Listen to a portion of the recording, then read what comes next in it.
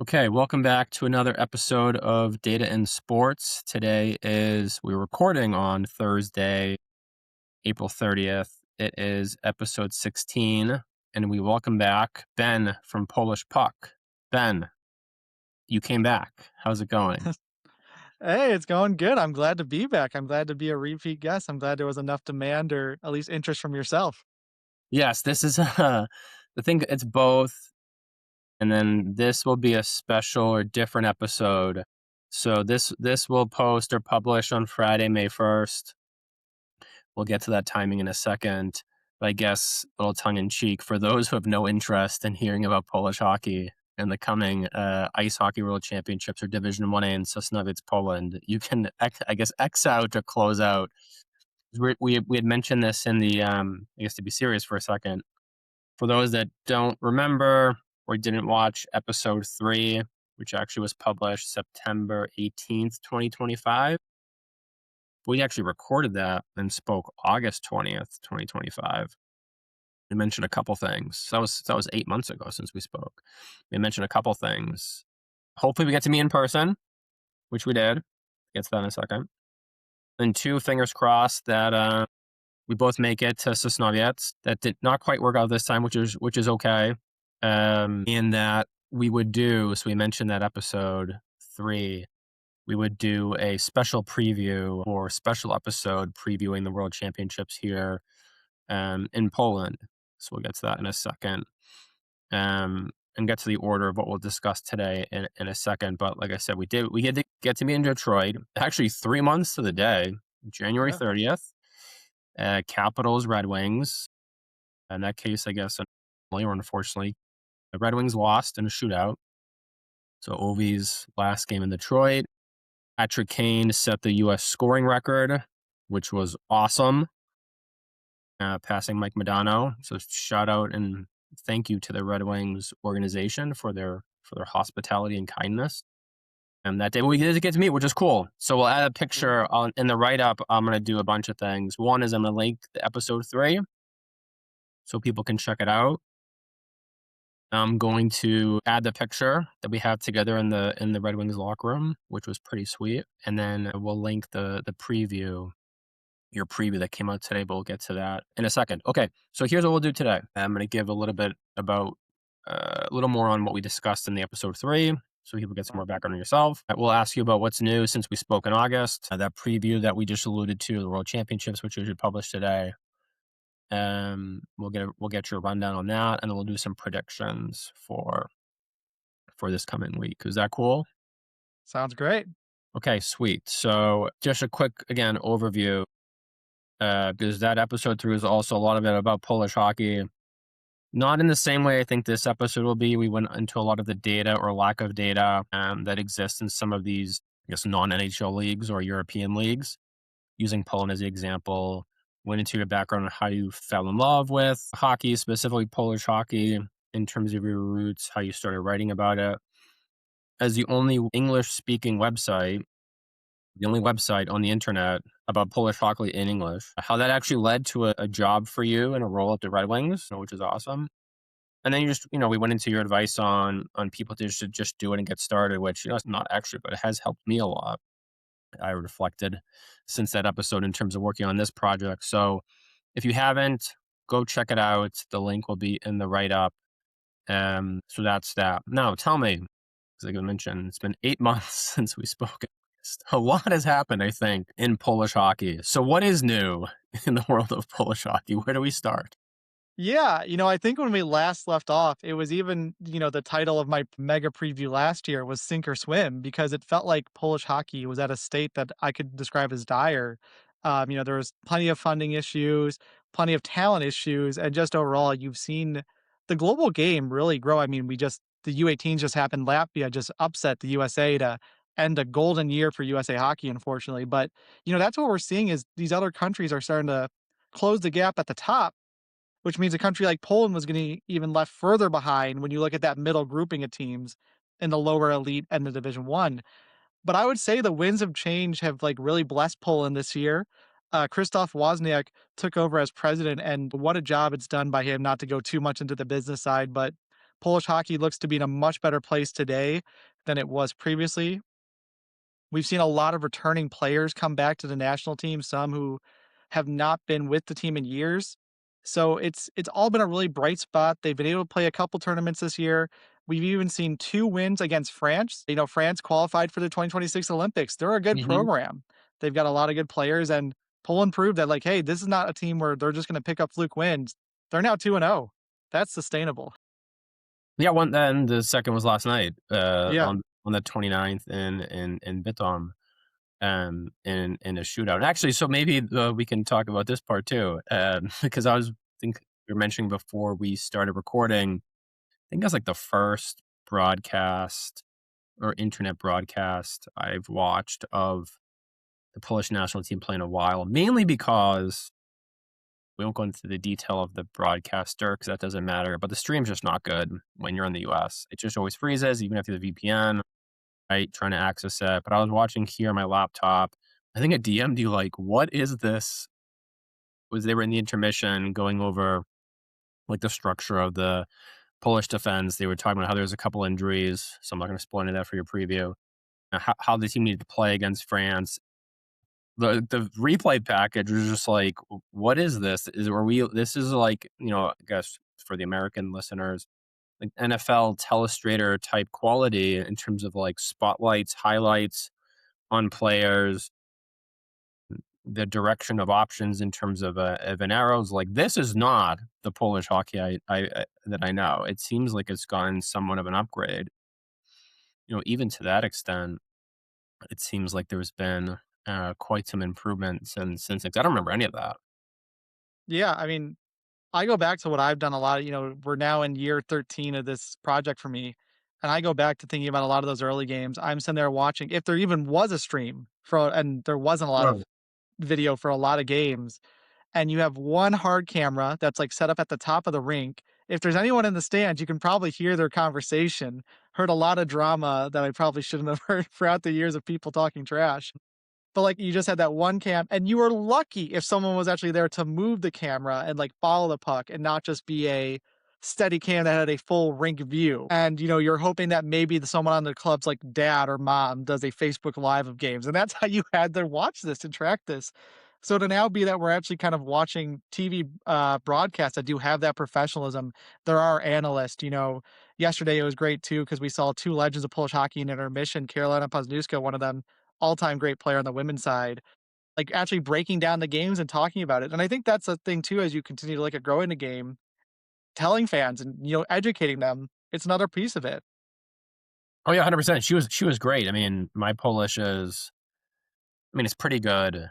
What I do love is how, I guess it's the Americanization of the language. Not overall, but at least in the context of sport, like hockey. It's more like of these, I guess, Ponglish or English/Polish words that are used just to make it easier in terms of explaining and the flow. I think it captures a broader audience even here in Poland. And yeah, she was really doing deep analysis in terms of like structure of the defense. We're talking about PK, PP, and then Mariusz as well from his perspective. And it was fascinating because the host, whose name I forget, kept asking for his like prediction, or is this like what we're gonna see? He's just like, it's so hard to say. Can't you don't have a crystal ball. Like it's like they were hoping he would, and like think he gave it in a very real way. It's like, who knows? We'll see, and we'll talk about some of that in your preview. But one of the things that we had talked about in the third episode in terms of that timing, and we just went back to before we started recording, was you were saying how the PZHL, like the federation's elections were coming up, like those were in flux. And there wasn't, I think at the time, a national team coach or manager. I think Calabro was out, or again, some of that was dependent on the way the elections went, which then that happened. So give us an idea of where we're at there. Is it in a more, dare I say, stable situation or trending upward situation than when we last spoke in August? Yeah, it has to be in a very positive move. Everything's been getting better. The election came down to the handpicked candidate of the previous regime and could they continue what they were doing, which was very unpopular in Poland. Even on that day, talking to people, there was no guarantee about where people thought the election was going to go.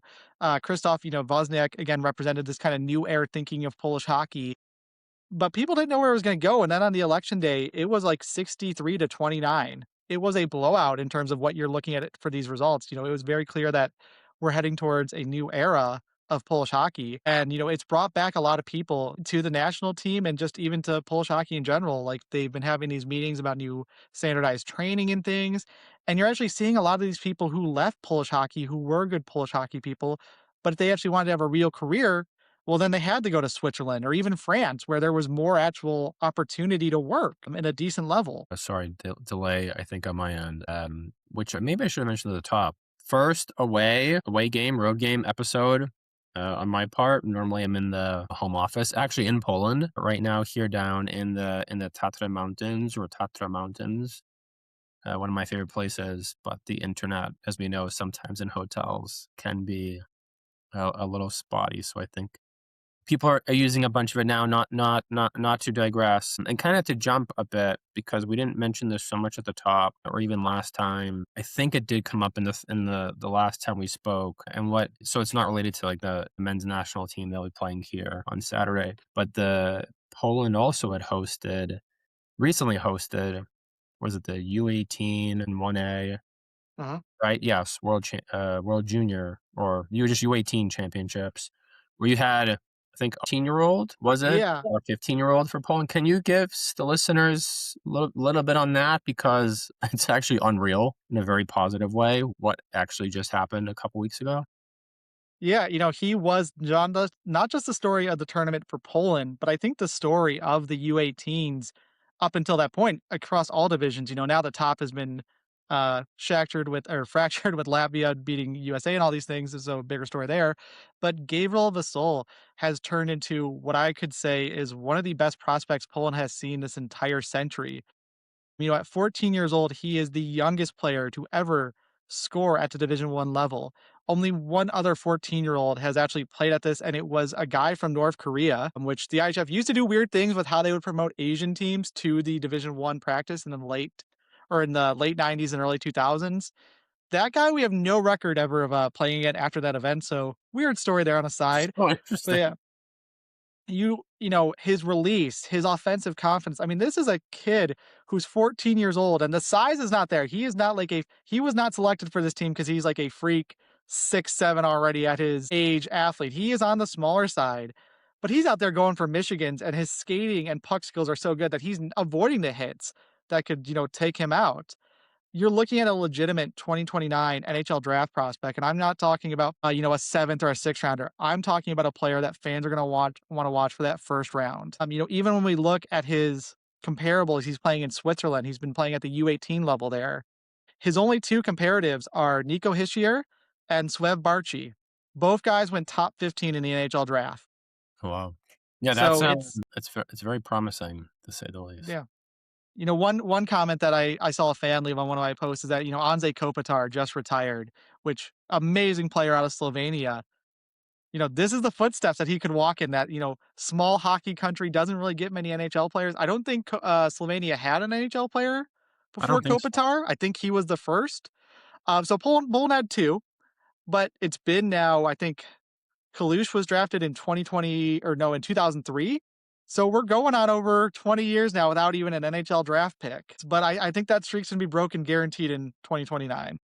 We'll come back to that in three Another future years. episode. Yeah, 3 years and a month or so, because the NHL draft is usually in June. June, you said 2029. So yeah, I mean, less data here from my perspective on the data and sports component of Polish hockey, but just from my observation, is it does seem on the uptrend. It really does all around, like you mentioned. There was some of that started since we spoke in August, and this published in September, in terms of the elections, like you mentioned, some people coming back into hockey within Polish hockey within PZHL. Then you had fans, potentially, who knows, investors, in terms of the business side of it, that we don't get so much into or don't pay so much attention to.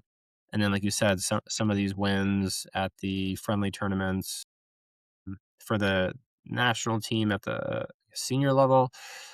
and then some pretty good showings at the younger levels. You just have a more of a maturity or maturation of the sport, which again, for most people, probably they're not so interested in. But to the point, like you said, of with Latvia, it's for in my words, it's the underdog. Everybody wants to see the underdog win, and I believe it just makes for more. It's just more fascinating to follow along compared to if you're just always expected to win. And as we know, at the end of the day, you can have all the data.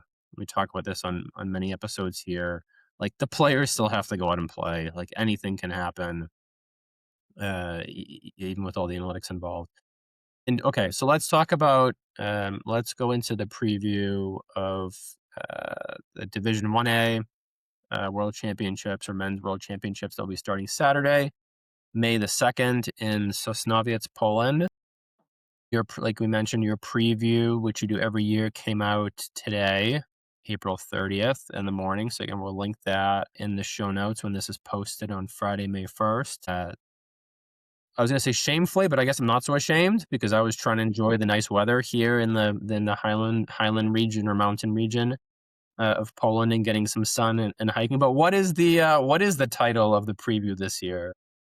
Yeah, it's refreshed, because that's how the feeling is about Polish hockey. Like it. Last year was dire, and then, what a change a year can make about how you feel about a national team. I mean, coming in out of last year, Poland started off winning 2 games against Romania and Japan, who are the lower ranked teams in this division, and then they got smacked versus Italy and Ukraine.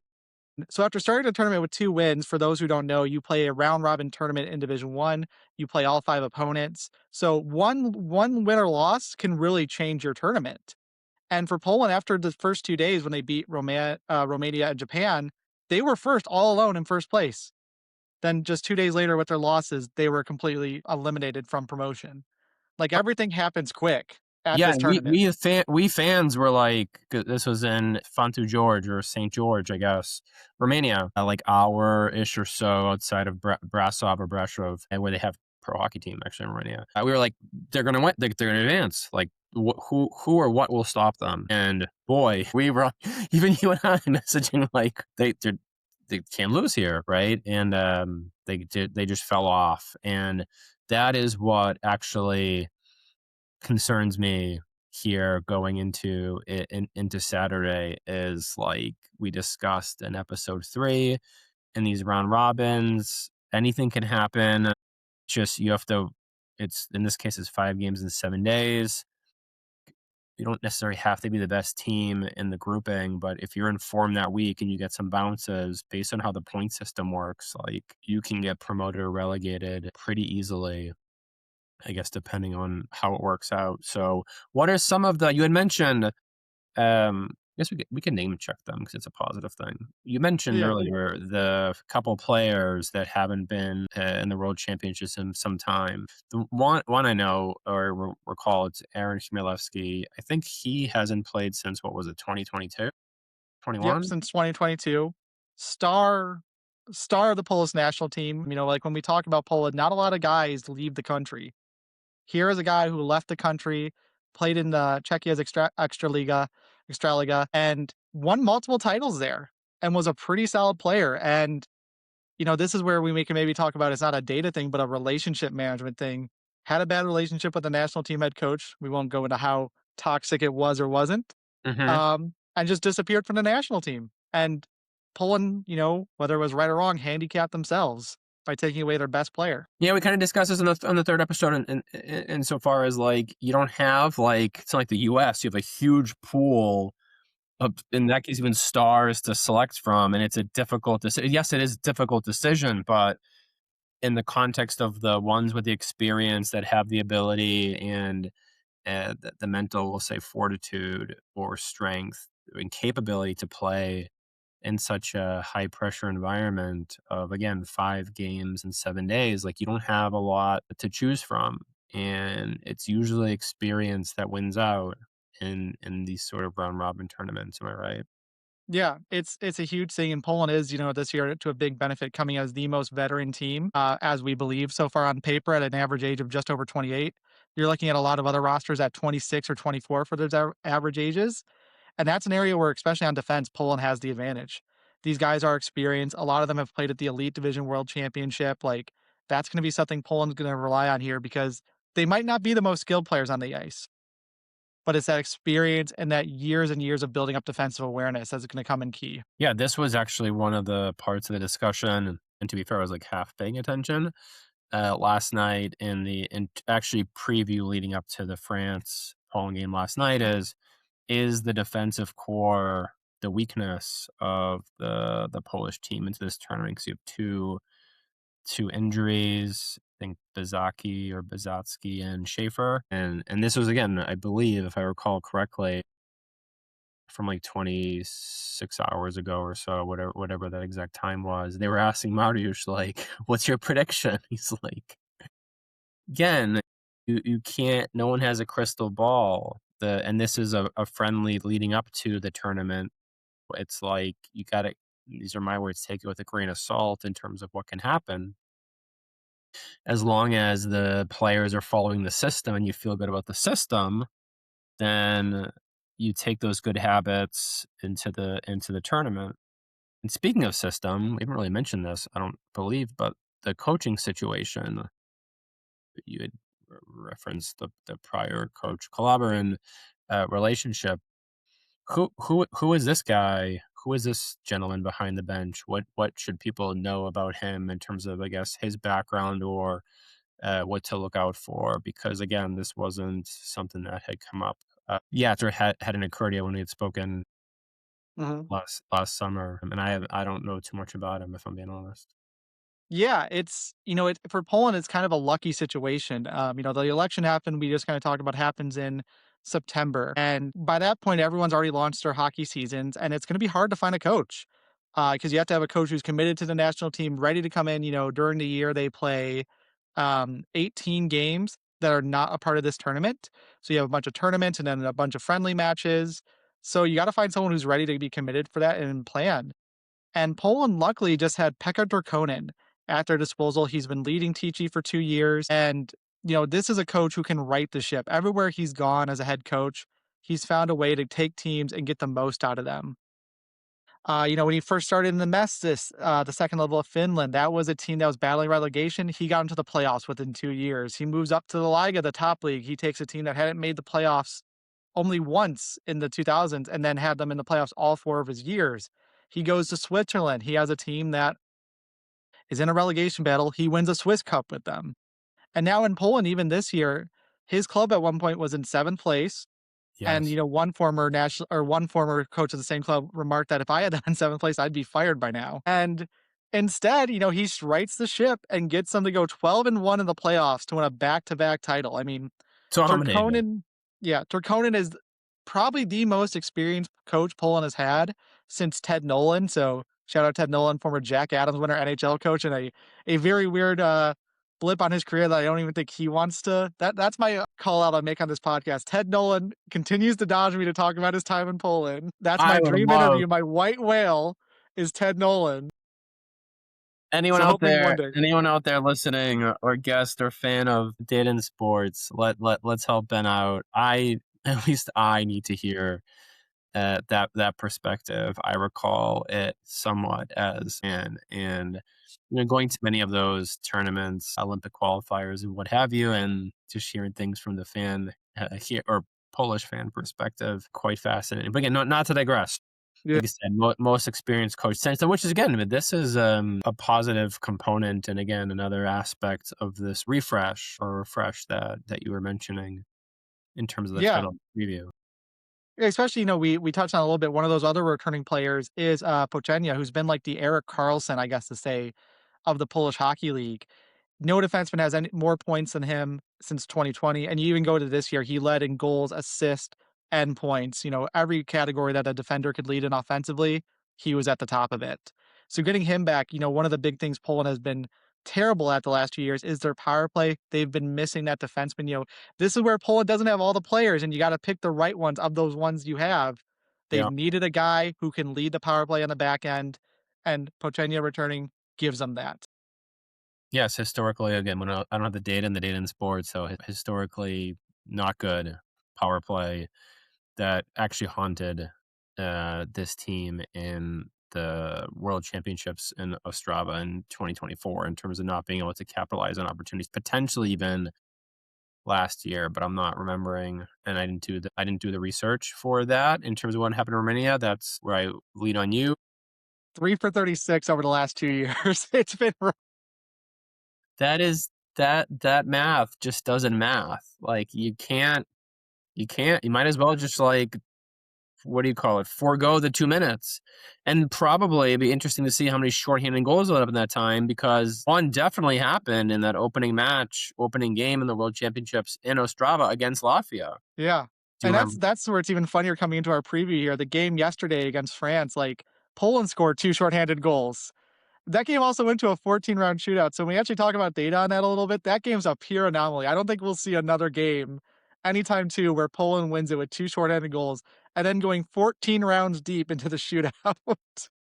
I mean, if that is one of the outcomes of one of these 5 games in the next, we'll call it 7-ish days, my heart actually might not stand. I'm in good shape, better shape even than August, but it's high stress for me. So, how about this?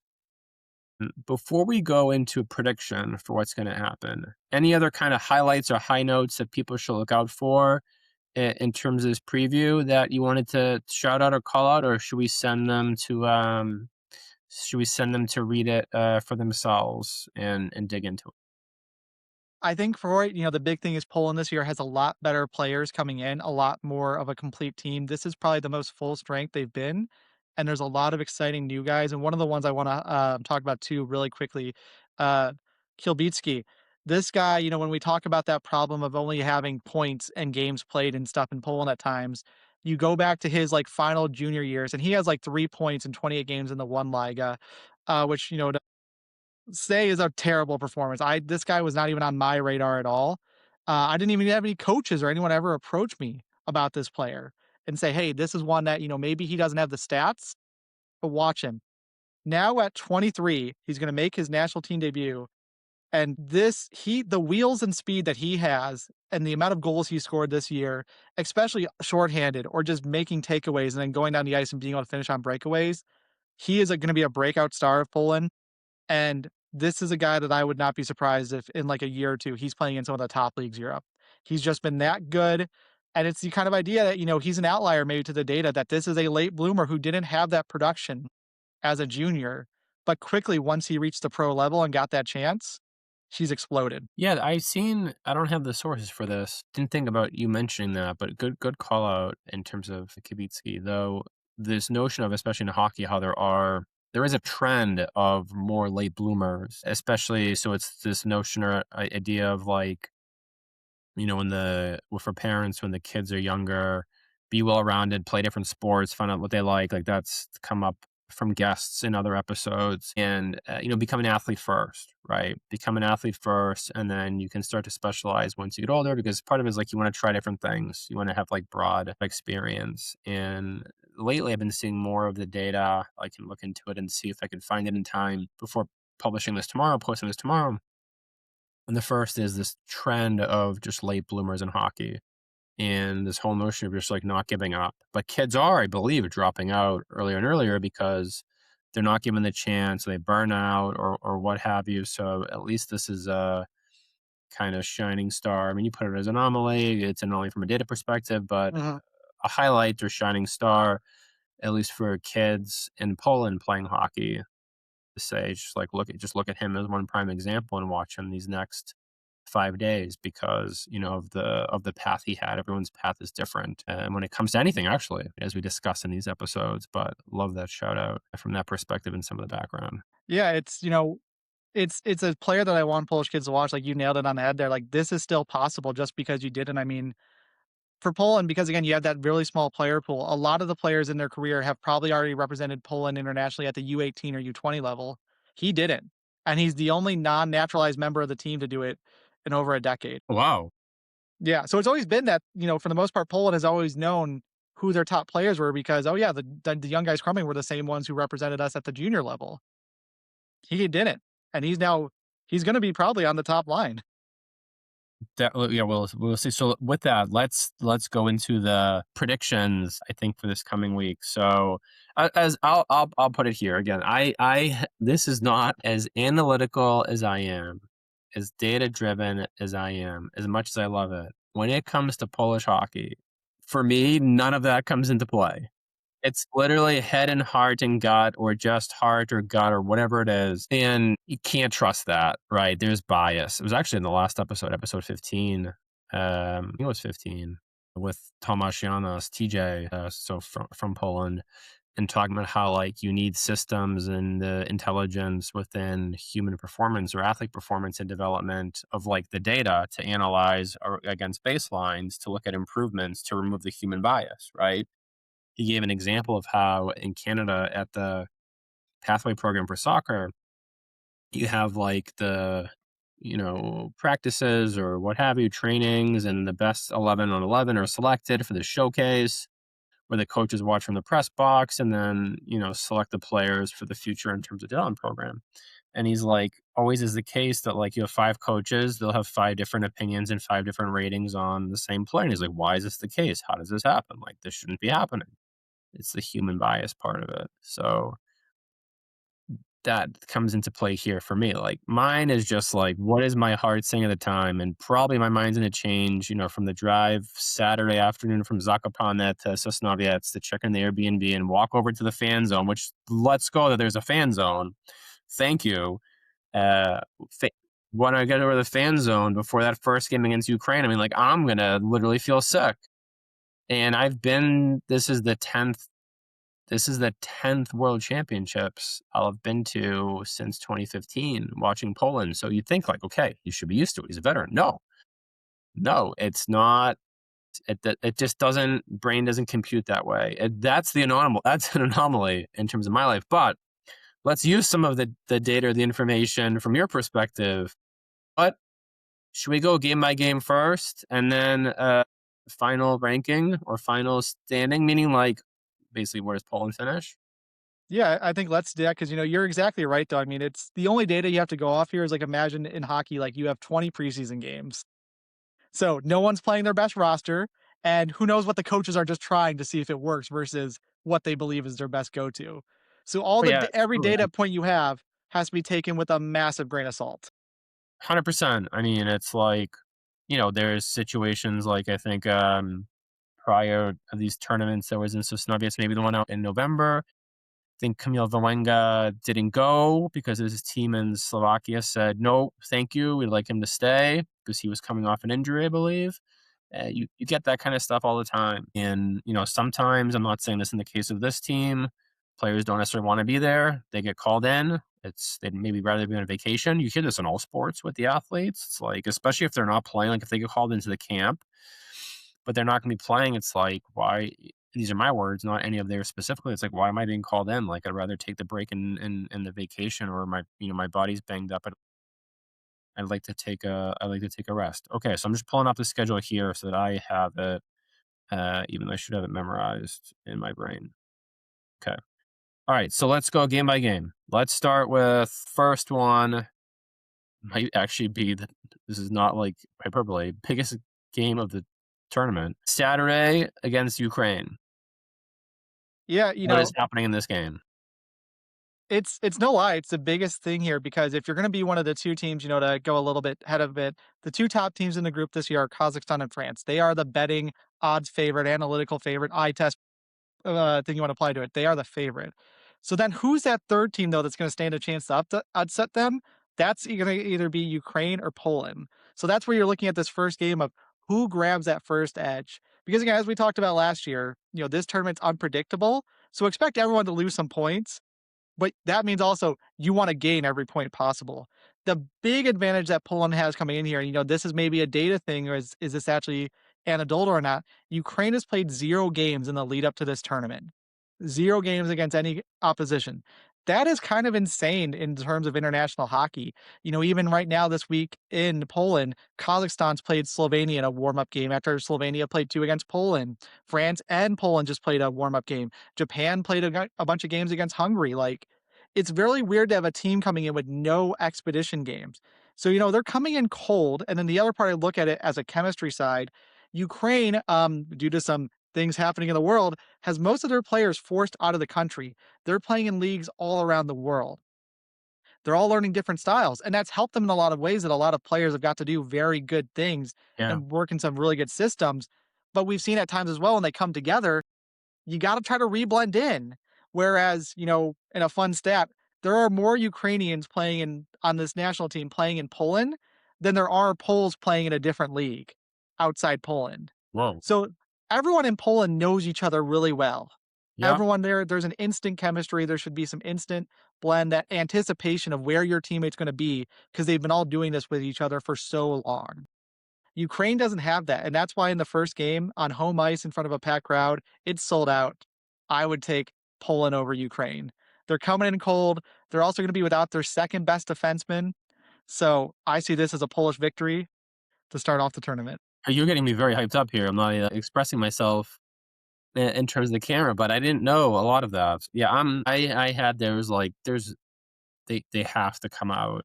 It's more of a must than I believe. They must come out and win this first one because of the next two. Meaning, like you mentioned, the top two ranked teams, Kazakhstan and France, they actually play then back to back. So Sunday night against France, whom they just played. And it's difficult to beat a team. If this was like NHL series, league, or what have you, it's hard to beat a team multiple times, right? They've beaten them twice in the last calendar year. I mean, yesterday could have been a throwaway for France. Who knows? Like you mentioned to me in text, they actually carried the pace to start. They ended up falling, but I believe this one is revenge. This is 2024 World Championships in Ostrava revenge game where Poland knew, even though in the score sheet didn't show it, which that's all that matters at the end of the day. They knew they had that game, that they were going to beat France. They did not. I believe this time they do.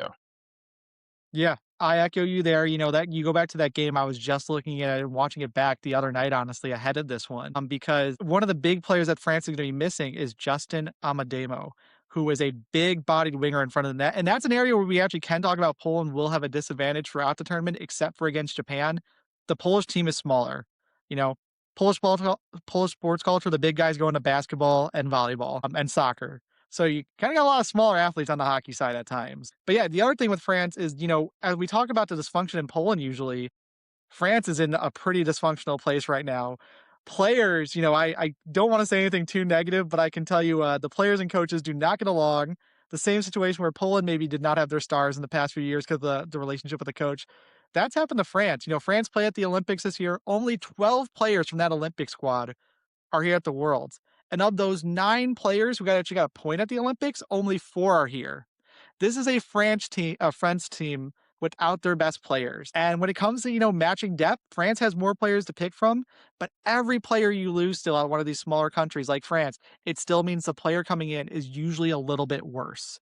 It's not like, with the NHL where Team Canada can replace a Brad Marchand with a Braden Point on a line. It's not like that. You don't have that level of depth. The big thing here is going to be the goaltending for France, though, because now I'm kind of concerned after 2 losses. France has sent their backup at Poland in both these games. Do they now send their number one, Antoine Keller, who plays in the top level of Switzerland? Even with that, though, I think France is going to be more preoccupied with their games against Ukraine and Kazakhstan. So I'm picking a Poland overtime victory. Overtime, okay. That's the one thing, we don't try to, like, let the past games, we said as 20 preseason games influence too much, but these 2 teams play each other really tight every single meeting they've had in the past 5 years. They went to the shootout twice this year for those games to be decided. This time I'm gonna take Poland gets it done in overtime. I think Poland's the much hungrier team in this one. I don't think France really cares to be I don't wanna say they don't care to be here, but I think their motivation is not as high. That's what I was gonna say. They don't. No offense, in terms of what I was to say. There is zero offense. I've stayed there. It's a great place. I'm not a pro hockey player.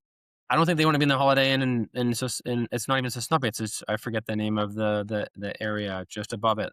They don't want to be there. 3 continental breakfasts, at least. It's decent. It's again. I'm a simple guy, and they are playing Japan. Actually, the day before, I think Japan's gonna be feisty. Yeah. So the next one then is you got a break on Monday and then Kazakhstan on Tuesday. They're gonna win. I know it's crazy. Whoever is in that this is the hard. Whoever is in net, whether it's Fuchik or Keller, or even Miarka, but who knows how that's gonna work out. We don't see what in the detail of the goalie rotation. They're gonna have that John Murray throwback John Murray how many ever save performance, like 40 plus save performance. I think the goaltender on that is gonna stand on his head and just do a throwback John Murray. Just because. That's based on nothing, just my heart. This is the one where I hate to be that I look at this and I say, I don't know about it for Poland.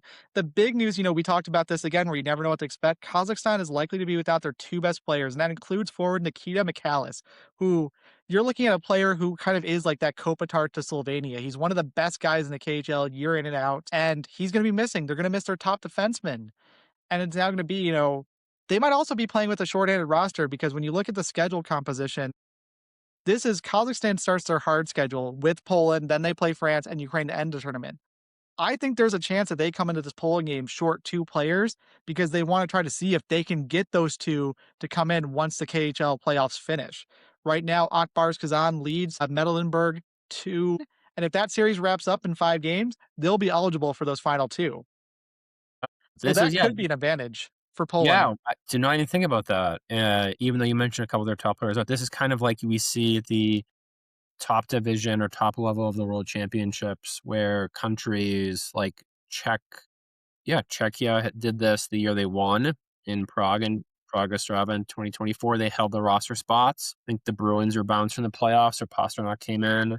And you have those other kind of situations where they just hold the spots open and just mainly hope and pray, I think, Yeah. that those players then become available because it's just like, it's rolling the dice. They'd rather take that chance. There's probably some data model behind it in terms of like, are we better off with this player for 2 games potentially, or this player throughout? And they know more than we would in terms of what's the right call. So didn't even think about that. But what do you think the outcome is of that game?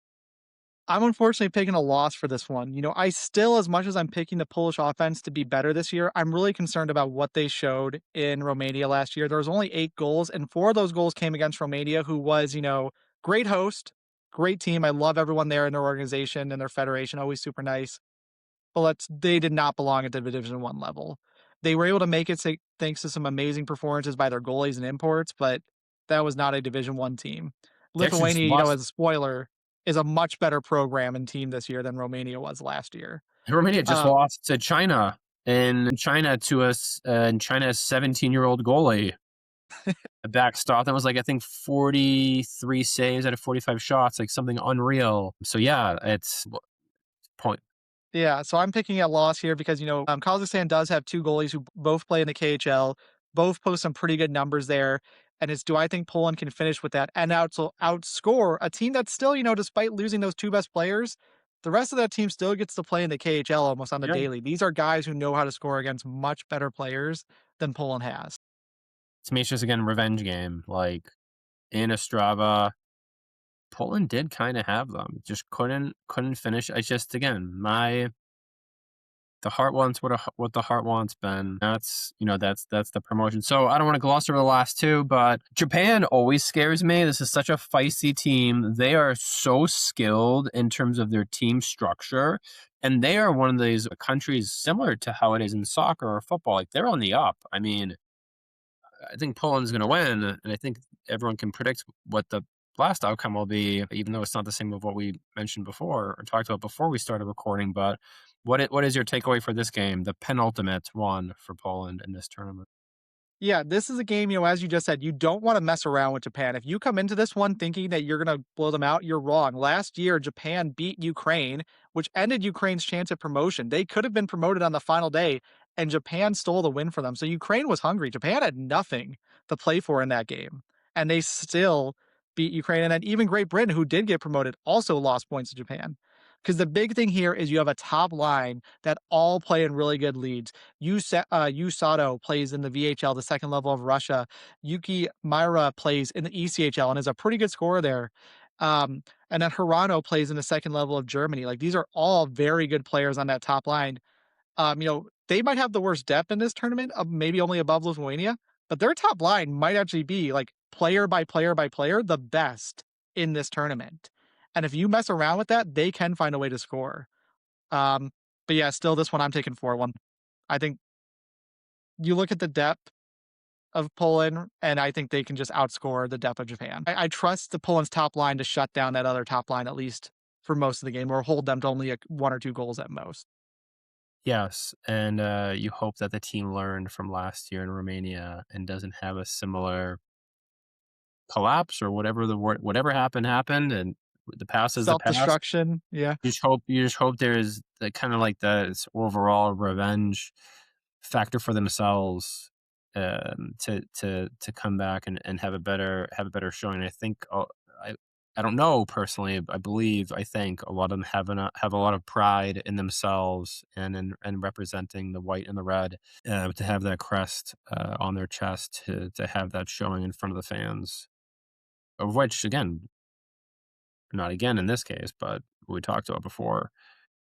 Game 1 sold out, game 2 just sold out, probably all the games will be sold out, like, the fans are hungry. Okay, so last but not least, Poland, Lithuania. I can't see Lithuania beating Poland. They're on the up too, a lot of young players from what I've been seeing. Just, sorry, ain't happening. This is the year for Poland to advance. Yeah, I agree with you 100% on this one. Lithuania has a golden generation coming for them. They're going to have multiple guys who are playing in top leagues around Europe. They're going to have an NHL draft pick this year in the second round, but he is skipping the tournament to focus on that preparation for the NHL Thank draft. goodness. Um, yeah, Sigma Simas, he plays in the top level of Switzerland, which Poland has not had a player in that level since like 2006. Wow. So he was really good, but again, this is a very young team, and you don't want to take too much from these preseason games or these friendly games. But Poland, with their most shorthanded roster possible to start the April expedition season, they beat Lithuania 2 clean victories very easily, and that was Poland with a pretty shorthanded team. Lithuania again. The one thing you have to watch with them, their top goalie Artemis, he's played in both the top levels of Sweden and Finland. That is a guy you have to watch. That we've seen, Poland do that to teams where John Murray particularly had 40, 50, 60 save Mhm. games. He's the one you gotta watch with that because he is a player who has that level, but still, that's where you're maybe hoping, "Hey, don't show that against Poland," but if you could steal a point from, like, France or Kazakhstan, just take them to overtime, you don't even have to Ukraine, yeah, one of win. the yeah, Yeah, they actually open up, Saturday afternoon against Kazakhstan and then Sunday afternoon with Ukraine, so yeah, I'm with you. yeah. Maybe by then, yeah, perhaps by then they're again, this is where the results throughout play out in terms of what's gonna happen. Maybe they're just beaten up and again, there's nothing for them to play for, or and even in that case, it doesn't help because then they wanna play spoiler and they wanna hold you back after Yeah. the promotion. They might be fighting till the end to avoid relegation. They're going to be one of those bottom teams where, I've seen people a lot have had that take. Well, it's good that Poland gets the hard part of their schedule out of the way. And I'm like, I don't know though if I I want don't to know fight a about team that. that is trying to stay in D1A because there is a big difference in being a D1B team and being a D1A team, even just in the benefits and money you get from the international federation and help of it. There, if you want hockey to grow in your country, you do not want to be below D1A. No, it's vastly different from what we saw in 2019 in Tallinn, Estonia. Yeah. Estonia was beautiful. They did a very job hosting, though just love of play is not even close. Yeah, no one's getting scouted out of D1B to go play in a better league or, you know, even that, Simas skipping D1A just kind of shows that, I don't want to speak on his behalf or maybe what happened totally, but it seems to me that maybe his agent told him, hey, there's not as much to gain from a good performance in D1A as there is to lose from a bad one. And I Fair. don't think that's where you want to be because if you're at the top level, then yeah, all these countries take their best young prospects so they want to give them that exposure, regardless if they fail. Poland did that in 2024 with Matches, and then he got invited to Florida Panthers development camp. And did it quite well. Yeah. So it's, that's, you want to be at the top because that's where all the exposure is. No, 100%. Speaking of exposure, thank you again, Ben, for joining and shining a light and giving exposure in a positive way to what what is has gone on, is going on, and with Polish hockey, the state of it. I believe this discussion, if we want to call it that, conversation is a lot more upbeat and positive, I believe, in terms of the state of where things are and the trajectory that we are going in. I think despite potentially some of the low energy I might have through this episode, no excuses. It's almost 10 o'clock at night here in Poland, but we wanted to get this in. We wanted to get this in tonight, Polish time, so we're going to post it on Friday, May the 1st, which again, really appreciate you doing this to take the time. Thank you for the work that you do. Uh, it's amazing, and everyone needs to check it out. So again, to wrap, we'll have the preview that you posted today in the show notes or the summary on the website. We'll have the link to the prior episode.